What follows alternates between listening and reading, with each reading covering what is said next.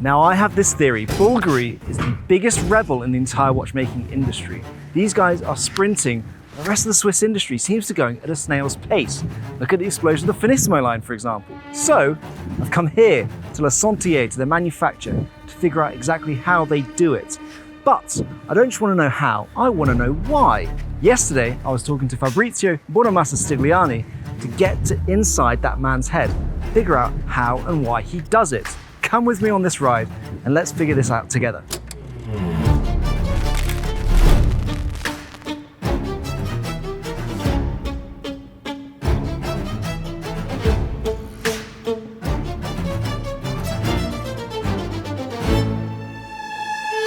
It feels like we're in your brain right now, Fabrizio. We've got car books, we've got car molds, we've got the engine block of a car, we've got ditorams, we've got watch books, we've got ink bottles.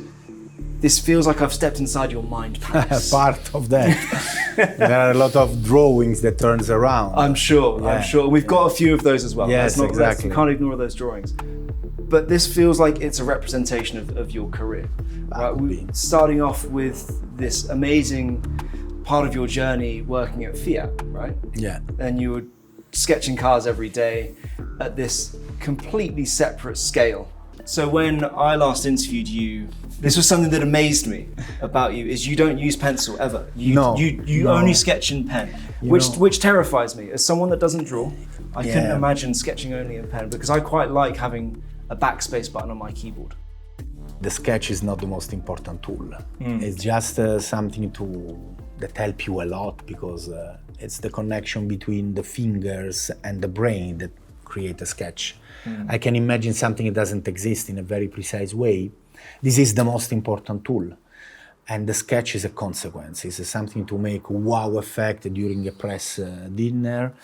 For sure helped me a lot during my career, but I honestly have to say that now the most important thing is the idea, the vision that you have around the collection.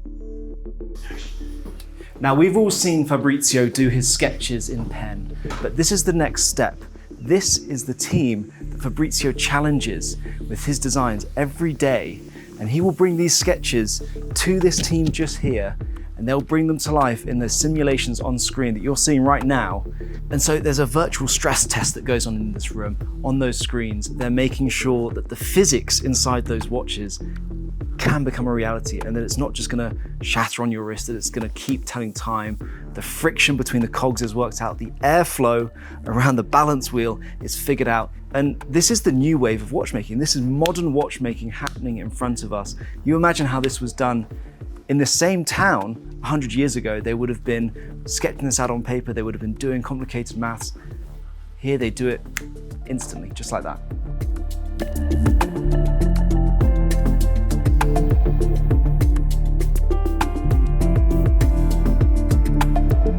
Sometimes they ask me what is your inspiration. You are able to be inspired by cars, airplanes, and I say yes, but at the end the problem is the size. True. If I'm inspired by cars, I cannot put all the details and the elements that you find in a car in the case of a watch. And honestly, now I have to say it doesn't make sense anymore. Well, it's a good segue talking about size. Yeah. Because we are here with possibly the thinnest collection of all time. Yes, could be. You're right.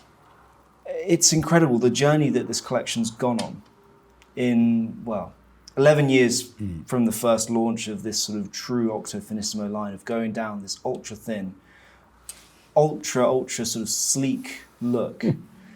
But you must have had to shift your mindset to design watches at this scale. I think on the table I have more or less 15 years of my career, because you start to say 12, but you are right, it was introduced 12 years ago, but we start to work on the Finissimo collection before, 4 years before. So we're talking about 15 years now of Finissimo. It's an amazing journey. When we started, honestly, we have no idea about this kind of reaction. We started with the tourbillon that was a manual winding. It was the thinnest tourbillon. Tell me about the reaction when that came out. Was that what you expected? Yes and no. Honestly, it was in Basel Fair. 30 pieces made in rose gold, the thinnest tourbillon on the market at the time. And everybody say, oh, okay, good guy, you're able to make 30 pieces of a thin tourbillon. Sure. Okay. Yeah. Not bad. The year 2, we made the minute repeater. Yes. We make the minute repeater in titanium. This one is the carbon one, even more difficult. Yeah. And we make again 30 pieces.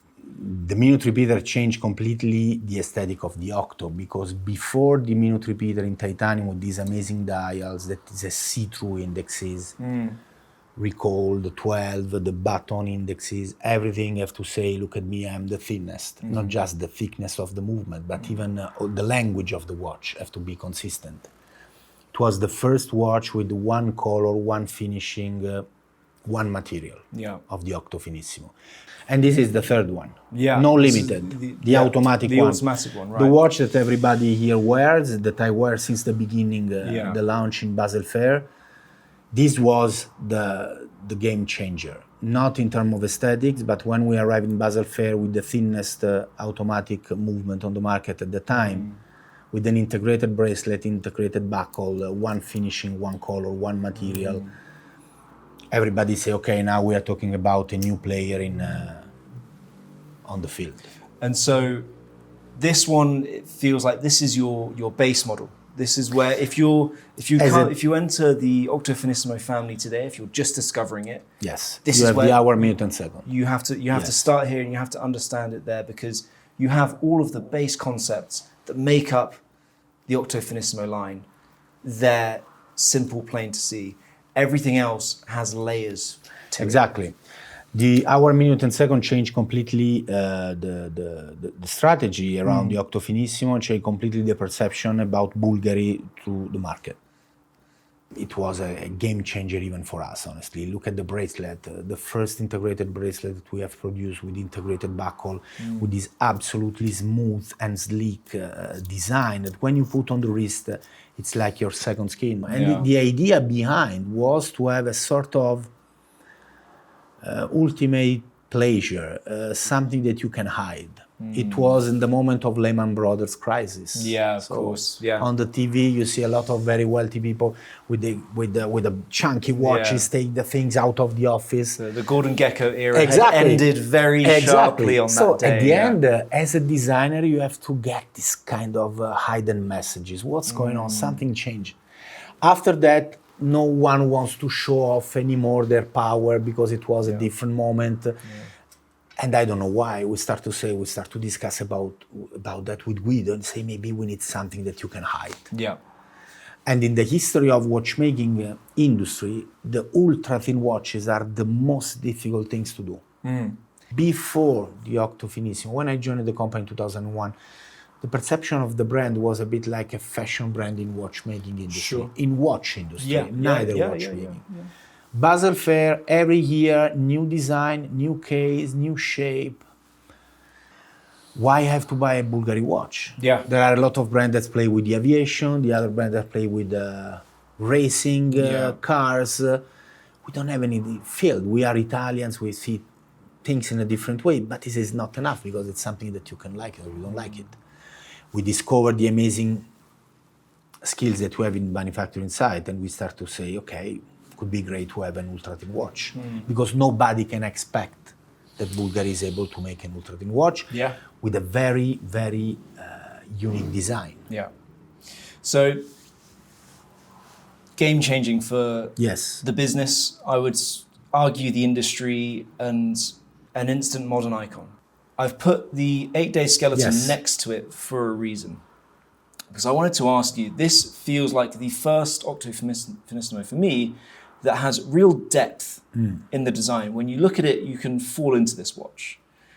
Was that something that you were aware of? Because you've gone very thin and it's very sort of two-dimensional.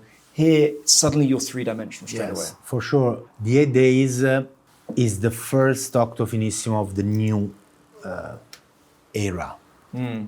With this watch, we start more or less from scratch. Right. Completely redesigned the main plate, different from the previous one.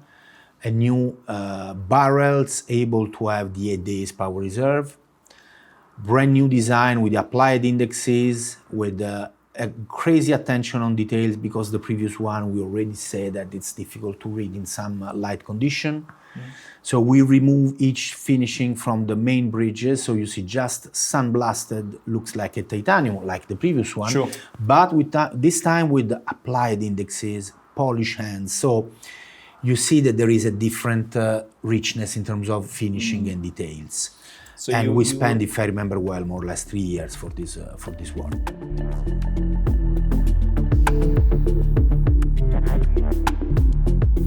We've talked a lot about making things thinner in this video so far today. However, I have one part of a Bulgari watch that they have made thicker, and that is the mainspring in this watch right here, the 8 days. So you've got your mainspring that is providing the power to your watch, but how do you make a bigger, better mainspring? You can make it longer, absolutely, but you can also make it thicker.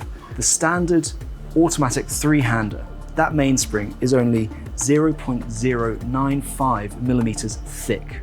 However, when we go up to the 8 days, it grows to 0.127 millimeters thick. It is also 76 centimeters long. So that is how you are getting 8 days of power in a watch that still remains perfectly thin. Was this a real conversation back and forth between you and the technical team? This one, it was a big challenge due to the power reserve. We cannot accept to increase the thickness of the case because it must be a finissimo. So we completely revised the entire process, and we say, okay, we need a new movement. So each single component, when the see-through watch is the worst, because you cannot hide mistakes, and everything is under the light, under the sun, and all components must be with the right finishing, not just on the top, but even on the back. Because we have a lot of clients, I love skeleton watches, I love to see the lights through the movement, so everything must be ultra thin, not just in thickness, but even when you see the watch from the top view, we remove and remove and remove material until the end. Say, in a certain moment, the watchmaster say, okay, now stop, because otherwise the watch becomes fragile and we don't want. So at the end is a compromise. Sure.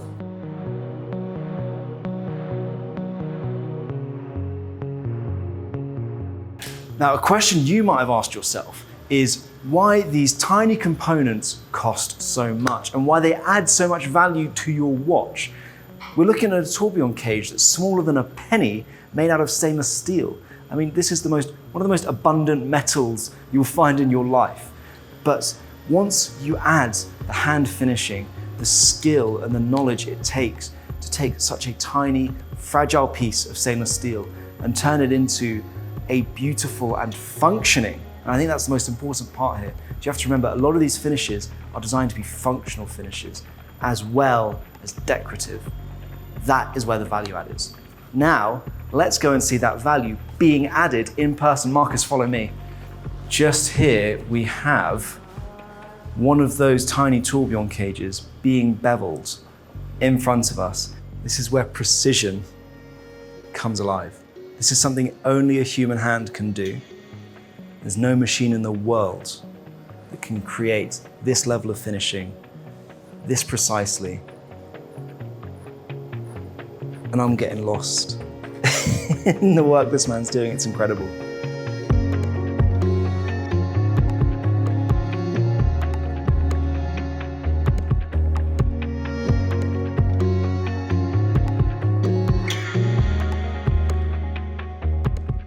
We have crazy watchmasters. I remember very well when we started the development of the Perpetual calendar, the idea was to have this gigantic retrograde function for the date. Sure. Because I say, guys, honestly, I don't like to have the 4 small counters because it's impossible to read. I'm getting old. When I was young, I remember very well the discussion with Francesco Trapani at the time. Please, Francesco, please, Fabrizio, make the counter bigger because and they say, but no, it's readable enough. Now, Yeah.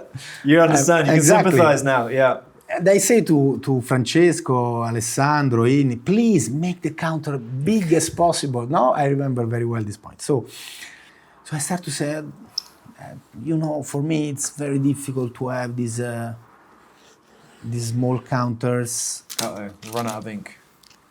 Luckily, we've got another. Yeah, for me, it's very, very difficult to have a small counter here with the moon, another one, another here, and after we have to adjust the leap year and all these kind of things with a lot of elements, 31 days. Yeah. Please, could we have just one big counter here, another big counter here, and something that looks like a dashboard? And So the that Watchmaster was said, automotive inspiration. but it was more like I need this kind of counter because I can read it. Sure. Yeah. And the Watchmaster, the reaction was, wow, this is super cool, we're gonna make it. Amazing. The discussion was more or less like that in real time. We work in a parallel way. We don't want to have the final design, wow, this is amazing, and after go back to the Watchmasters and say, unfortunately, this is not feasible. Yeah.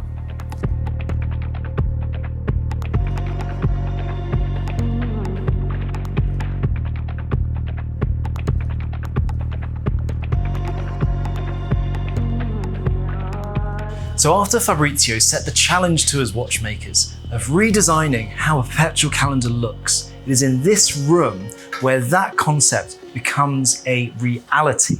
Now here they are putting together 408 separate components over 2.5 days if everything goes right, all to create a perpetual calendar movement that measures just 2.75 millimeters top to bottom. And that is how you win a GPHG award.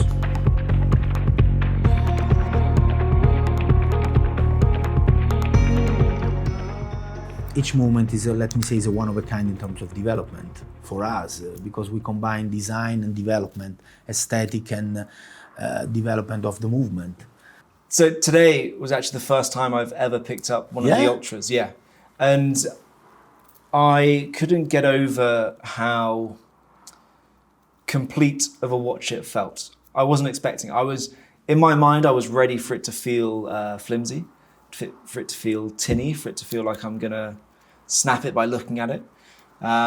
But then you look at how every single element, from the fact that you've skeletonized the clasp, moving up into the way that the bracelet works into the case, the way that the dial is integrated and the movement's integrated into the case back. It's a solid piece. It's one whole object. It's not a collection of things that have come together. It's crazy, that the bracelet. It's nuts. Crazy.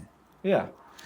So when you started down the journey of the Ultra, what was the thought process? Was it a competitive drive within the industry? it was the ultimate execution around the Finissimo. Right. It was okay after, I don't remember, 7 world records in a row. We say, now we're gonna make a real statement, because this one, it was a bit ordinary for us. That's the problem. 7 world records is ordinary. Okay, fine. In a certain moment, it was a bit, okay, but we know it's a Finissimo. But you have to imagine that this watch is thinner than the bezel of this watch. It's unreal. It's unreal. It shouldn't exist. For us, it looks like an Escher. For me, it looks like an Escher drawings. You know, Escher. Yeah. The artist that looks. Now, every time you go back to the staircase, to the original point, and say, but it means it looks a three-dimensional drawing, but at the end is a bidimensional. And this is the same. Look at the watch from this side. Ah, wow, it's cool. It's a common watch. When you turn it, say, where is the watch? You miss the third dimension. Yeah. Each single part of this watch is a different story. The buckle, I remember like yesterday, the supplier was so scared because he said, guys, we need a bracelet that must be thick 1.5 millimeter. The supplier looked at me and So this bracelet design was your concept and, Yes. and their execution. yes, I remember I made the sketch because I always made the sketch, and there is still the sketch on the drawer. It's this is the Octo Finissimo bracelet. We have the buckle on the back. Make an hole, and I want to see the buckle from the bracelet point of view. And you continue with the other links. And the supplier look at me and say, "Wow, this is crazy, but we can do it." I say, "Okay, go ahead." You need just an idea, but must be the right one. The Serpenti is crazy like the Finissimo. Well, I wanted to talk on this level of craziness that I think has led to the Piccolissimo. Yeah. Because I'll be honest, I think you can get away with a quartz movement in these watches. It was a long discussion. We start to have some comments from our collectors. I don't buy Serpenti anymore because you use quartz movement. I buy Serpenti just from the auction because they are mechanical movement. Sure. Yeah. The first time, the second time, I start to think about that. It was in Sentier during a meeting. I say, "Guys, honestly, it's a pity because we are a jewel maker. Serpenti is our most important icon, is the most incredible sign that we have. And we are not able to use our capabilities and our skills to make a movement, a mechanical movement after 10 years of Finissimo inside this amazing case." I think that we have to imagine to develop something for ladies that is ultra thin, that is ultra small, able to fit inside the Serpenti head. And we start the process. It was 3 years more or less of development because again, the simplicity is the most difficult things to achieve. Yeah. And this watch is a crazy watch. We completely redesigned the case like in the past. We completely redesigned the bracelet. We have a crazy things. That is that one. Yeah. You just pop the watch straight out. Like in the 50s, we were obliged to move to quartz movement because in a certain moment, no one won't produce any more mechanical movement with this kind of size. It was so difficult. Now, we completely remove the movement. This part comes from Italy, from the same suppliers, and this comes from Switzerland, from our manufacturing site. It's made by hand. It's made by watch masters. Now, Fabrizio said that the automatic three-hand Finissimo is a complicated movement. And I think this is proof that even just going small with a mechanical movement is a complication in itself. We're here in Bulgari's high complication atelier inside their manufacturer in Sentier. And this is the only room in the world producing the Piccolissimo movement, the world's smallest mechanical round watch movement. I think small might be the biggest flex yet.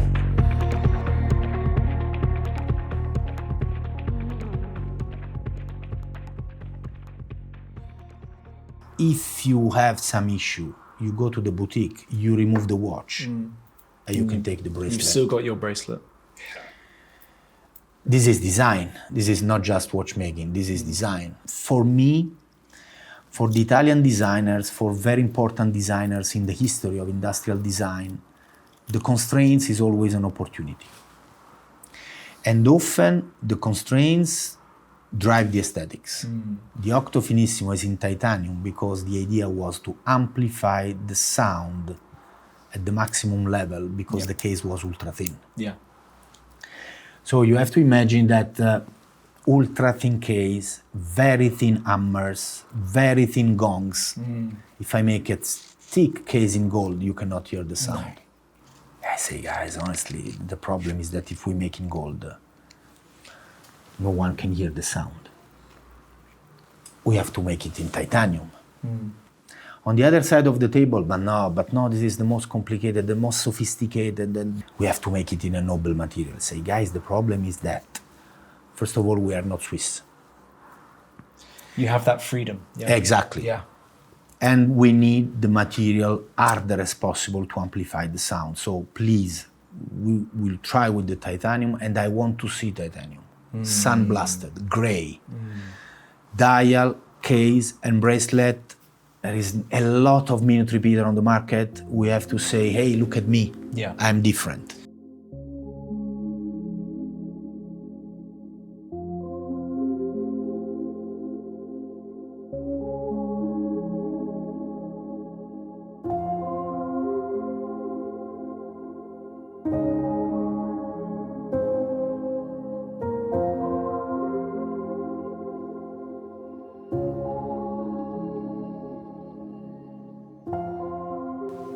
Now, I mentioned earlier how Bulgari rejected precious metals in favor of titanium for some reason.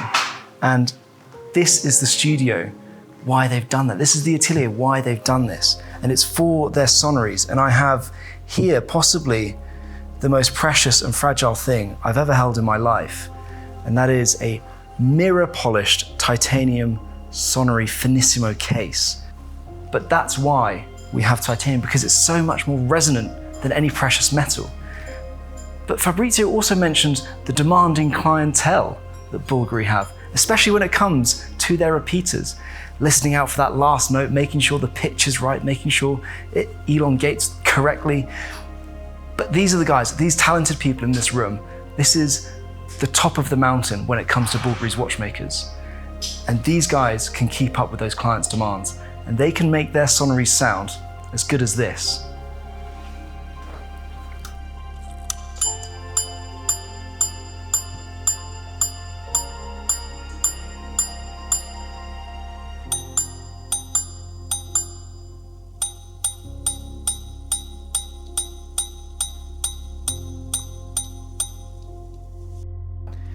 It was push the boundaries, the aesthetic boundaries, all these kind of things to say, look at me, I'm different. It was the same for that one. It's just an automatic movement with an ultra-thin execution, according with some historical journalist. He told me, Fabrizio, this is a grand complication watch. When you combine together ultra-thin execution with an automatic movement, it's a grand complication watch. Even if it's just hour, minute, and second. So even for us was a journey in terms of aesthetics, in terms of DNA of the brand, in terms of manufacturing side. We are able or we are not able to produce it. Because you can launch a watch, okay, bravo, you are able to make 30 pieces. Yeah. No, you can make 30 pieces per year. The Octo Finissimo Ultra, we are able to make no more than 20 pieces, but this is a crazy watch.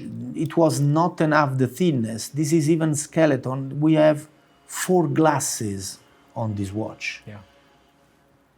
And it's see-through. We remove material for the wheels. We remove material from the bridges. I remember very well the discussion. Can we make it in skeleton execution? Oh, yes, why not? And we try. Yeah. You have to try, because otherwise you make each time the same things, and this brand is different. We get bored very, very soon. That's the problem that we have. That's why we make the Piccolissimo, because it says we are a jewel maker. We have a huge lineup about high jewelry pieces, Serpenti. Today with 8, 9, 10 world record in a row. I don't remember how many Grand Prix de l'Horlogerie in Geneva, about Finissimo, about the Perpetual calendar, about these kind of things. We cannot accept to have quartz movement that we buy on the most important watch after, for sure, the Finissimo, but is the most important signature of the brand. And step by step, we introduced the Piccolissimo, and I remember very well when we launched the Piccolissimo during the LVMH Watch Week. It was in January, it was during the COVID. Everybody was in Zoom, and I received a message for a very good friends of mine and say, you are crazy, and you make again crazy things. Yeah. And it was not an aesthetic, it was a movement. And this is very important for us. So as you can see, after the Finissimo, it was a different company. Without this watch, you don't have this one. Without this one, you don't have this one. Without this one, you don't have this one. And without this one, you don't have the Piccolissimo. And without the Piccolissimo, you don't have this amazing watch that represent, let me say that the Serpenti and the Monete represent the essence of this brand. So a quick question for you. I'm going to go down to Le Sentier, Yes. the movement manufacturer. If I mention your name, are they going to be happy to hear your name, or are they going to think this guy caused all of our problems? I think it's gonna could be a problem. It depends. My role is to push the boundaries. Absolutely. I'm not here to look at the beautiful Alps because otherwise you don't have Finissimo, you don't have Serpenti, you have round-shaped watches with H-link bracelet. We've got enough of those in this is not our DNA. Yeah. So they are very proud, honestly. Good. They are very proud about the Finissimo, they are very proud about Piccolissimo. For sure it's not so easy because if it's easy, everybody can achieve this kind of results. Exactly. So sometimes Fabrizio is okay for you, I'm sorry, but it's not okay for me. Yeah. But this is my role, and without this kind of approach, you don't have this kind of things. No. But you know what? It's not tough to interview Fabrizio. So thank you very much. This was a wonderful journey inside your mind palace that we have here. I won't tell you how many pens I have in my pocket, but trust me, there are no watches. I even pens inside my backpack because when I travel, I always used to have paper and pencil. You can't go anywhere without them. Fabrizio, thank you so much. Thank you, great pleasure. Appreciate it. Thanks a lot. Cheers. I started this video with a theory that they are rebels and disruptors, but I want to know, what do you think? After watching this video, are they? Have they been doing things differently? Have they been rebelling against the Swiss watch onslaught? Are they running at a different speed? Let me know down in the comments. Don't forget to like and subscribe. And as always, I'll see you on the next one.